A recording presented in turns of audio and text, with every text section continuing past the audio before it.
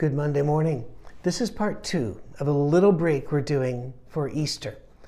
We did what does the Bible say about the Bible and how we got the Bible, and we have a lot of work still to do on that one, but we're taking a 2-week break, so please listen to part 1 before this one on the resurrection and whether we can really trust and believe the stories. Last week we looked at the historicity of the Gospels. They are alike in many, many ways, but they differ in some ways. That doesn't bother me. It shows, as a friend pointed out recently, that they're reliable enough that we can count on them, but they also have differences in them. It shows this is no blind conspiracy. I can remember finding out about conspiracies, but we'll talk about that in a little bit. There is the great Roman historian Sherwin White, and that's a last name, it's hyphenated, Sherwin White, says, quote, "For Acts, the confirmation of historicity is overwhelming. Any attempt to reject its basic historicity, even in matters of detail, must now appear absurd." There are actually over 3,000 scholarly papers, books, and journals written in English, French, and German over the last 35 years, all on the historicity of the gospel accounts in the book of Acts, showing Luke really knew what he was talking about.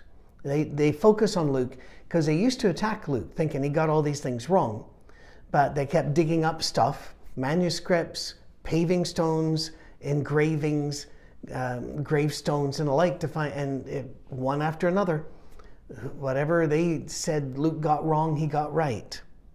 The death of Jesus is not just mentioned in the New Testament, it is mentioned in other sources as well. Josephus and Tacitus are the ones that come most quickly to mind. Atheists such as John Dominic Crossan and Gerd Ludemann are very open about it and say the crucifixion of Jesus is as sure as anything historical can be. His death as a result of crucifixion is indisputable. End of quote. We know, and these historians bring this up, we know Joseph of Arimathea knew the location of the tomb. He was buried in the tomb. The women in Galilee knew. The 2 Marys, the temple guard. One of the women likely to have been present at the entombment of Jesus was a woman called Joanna, the wife of Chuza, the steward or manager of Herod's household. Luke tells us she was a follower of Jesus from Galilee, and later says these women from Galilee witnessed the burial and the preparations for burial ahead of the entombment. These preparations would have included up to about 25 kilograms, 55 pounds of spices and wrappings. Rich people actually kept these spices and wrappings at home for just such occasions because death was certain. Life was nasty, brutish, and short, so you kept those ready. In the same way, Cammie and I have prepaid for our cremations, and we've already got the box they go in. They sent us the box. I didn't know I was getting a box, but anyway, we got the box. They had these spices ready. All of these preparations would indicate that nobody was expecting a resurrection. Nobody was just going to hang around the tomb, hey guys, he'll be right back. In fact, it was the Jewish authorities who first alerted people that the tomb was empty. They're the first ones that went, wait, hey, hang on. And of course, the Roman soldiers, they're having to report back as well. It could have been Roman soldiers that guarded the tomb. There's also, you can read that as in the Jewish temple guard had to guard the tomb because Pontius Pilate said, you have a guard. Whether that meant use your own guys or you can have our guys is still disputed. Regardless, Christians did not talk about the resurrection publicly for 7 weeks. The first public discussion of the resurrection of Christ doesn't happen until Peter stands up on the day of Pentecost. All Scripture tells us that there were about 500 witnesses, including many who are named, and some who over the next 50 years would write. The witnesses are very consistent in their testimony. They're willing to die for it, and they did. They were willing for their families to die for it. willing for their nation to die. They did not recant, not under the most horrific conditions. Sometimes other religions will try to use a similar thing to prove them. One of these days we'll have to do a whole series on other faiths, but I don't like beating up other faiths. I just don't feel like that's my job. But if you get a Book of Mormon, it'll say attested to, and it'll have all these names. And the young people at your door who are good people, never, never, never mistreat them. They will tell you these people never recanted, but in history they did. Written. It's now some of them recanted and then came back. Some of them just refused to ever answer the question again. And that's not the same here. In resurrection of Jesus, these people spoke about it and were willing to die. Were willing for their children and families to die in front of them, and they never recanted. Something happened. Now, a little science here, it won't hurt, promise. Let's say that you're in a boat, and I've used this illustration before. Just a fishing boat, one of those that you oar in and oar out, and you have a small outboard, has a couple planks for 2 people to set, 3 people to set, and fish. And you're out in the big lake, like Lake Erie, and you don't see land anywhere around. You're well out. Then here comes a wave. It's not a terrifying wave. It's just a wave. But there hadn't been waves. And here's a 6-foot wave. And that's enough to get your attention. You go, whoa. You're looking around. Where did that come from? Oh, it's an excellent question. So we could talk about that. Underwater explosion, earthquake.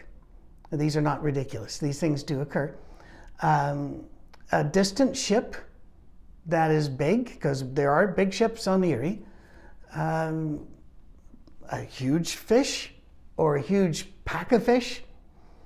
You can go to the absurd. But what nobody will say is, I just bet that somewhere up in Sarnia in Ontario, a salamander jumped in, and that wave's been coming all the way down the Detroit River, entered Erie, and hit us.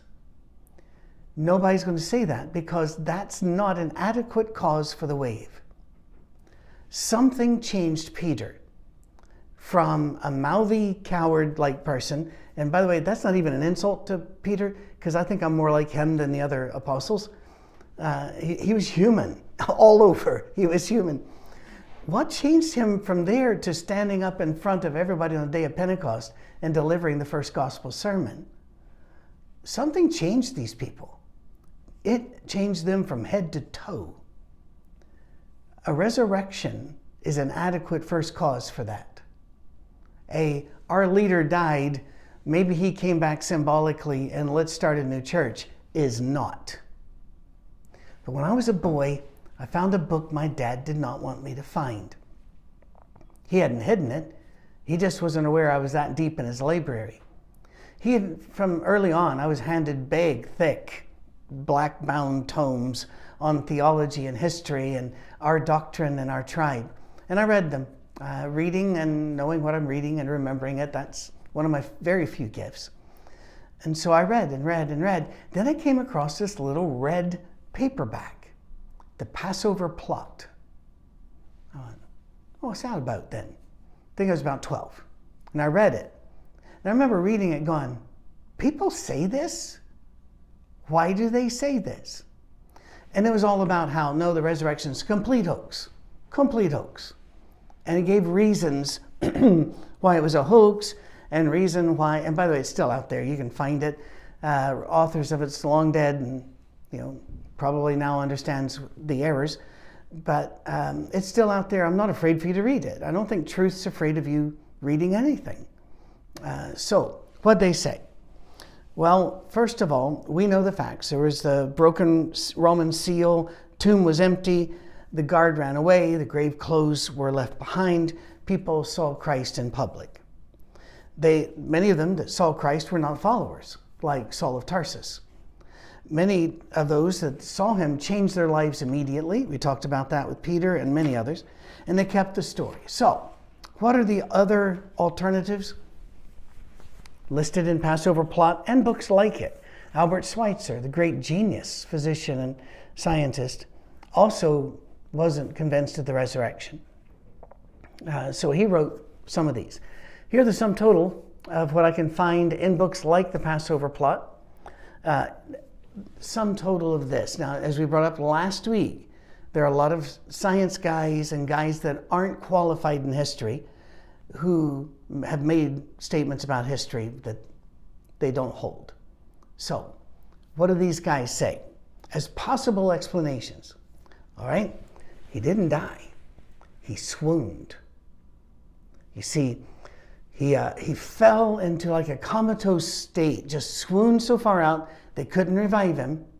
So they buried him thinking he was dead. Because those primitive people, they don't know what they're doing. It's not like they've done crucifixions every day for the last 300 years. This is new. So they wrap him up and they put him in a tomb. And the coolness of the tomb, a lot of these are quotes, the coolness of the tomb revives him. He wakes up, gets up, and he leaves. And everybody said he was resurrected. There are people walking around telling this story. In some ways, I think it's a better story than one we get in the Bible. Because think about it. Here's a guy who's not had anything to eat in days, only a sip or two to drink. He has been whipped to his back, is just shreds. He's been beaten to where when he speaks, people have a hard time understanding him on the cross. There are errors made in what he is saying. He is just brutalized. Then he's wrapped up in 55 pounds of wrapping and spices, put into a cave. They roll this massive stone and seal it. But in there, he wakes up. He burst out of this. Now, have you been rolled up in a carpet? I had 3 older sisters. I was rolled up in a carpet. It wasn't 55 pounds, and I'm going nowhere. You can't. But he burst out, moves the rock away, beats up the Roman soldiers. I would tell you that that's more of a Marvel Comics, DC, whatever. That would have been a good movie. It's ridiculous. It's much more ridiculous than believing Jesus came back from the dead. After he got out of there, where'd he go? How'd he survive? He would have died of infection, if nothing else. What about the spear hole here? How about the lung collapse? Water mingled with blood. Then the other, the other assertion. His apostles hid the body and lied. Have you ever read the New Testament? His apostles ran away at the crucifixion. John stuck around for a while. Looks like he ran away, then came back. There were some faithful women that stayed. The apostles were not made out of the stern stuff that would have let them pull off such a fraud. It goes against every aspect of everything we know about the character. Then some religions, Jehovah's Witnesses, are one who will say it was just a spirit body. Not a real body, spirit body. And yet, Jesus says, touch the wounds. He eats with them. They'll say, but he passed into a door that was locked. Jesus did miracles. And he didn't forget how after the crucifixion. But most of the time he wasn't doing that. He was even saying, bring some fish over and I'll cook you breakfast. He was working within the physics of the world. He was a human. All of these require more faith than the resurrection, and they also contradict known facts. The resurrection does not contradict any known fact, except one. Biologically, we believe that once you die, the process of your body's deterioration commences very quickly. We have a body farm in East Tennessee where bodies are laid out in different areas, buried in different ways, covered with different stuff, to study how they're decayed. It's all done with permission. And only forensic scientists, pathologists, and such are allowed to go in there and do the studies. Biologically, resurrection doesn't make sense. But it is still easier to believe that that one thing was overcome one time whenever you look at the whole weight of Scripture, history, Jesus' teaching, and then the huge wave that hit our little boat. Something happened, a lot bigger than a salamander going for a dip. Something happened. The Christian doesn't need to be ashamed. They don't have to have their textbook rewritten every day. No, we don't believe that the Bible is equal in perfection to God. But the stories we're told about the resurrection are of such a high quality of evidence that we can accept this. I certainly do. I pray you have a blessed Easter. And more important than that, I pray that Easter stays with you, that you have fewer Friday nights and more Sunday mornings, fewer nights mourning your losses and pain, and a life filled instead with the resurrected Christ. If you have questions, if you want to be baptized, if you want to follow Christ, patrick@oursafeharbor.com. Go to YouTube, find Our Safe Harbor Church there and subscribe, or over at Vimeo, or go to Tithely. There's a Tithely app on your app store, in your app store, and look up Our Safe Harbor Church. Download that and you'll have all of our lessons, everything we put out there for free, and you'll have it in your pocket. But you can also contact me from there. If you have questions, those are important. We want to deal with them. God bless you. Have a wonderful Easter and go with Christ.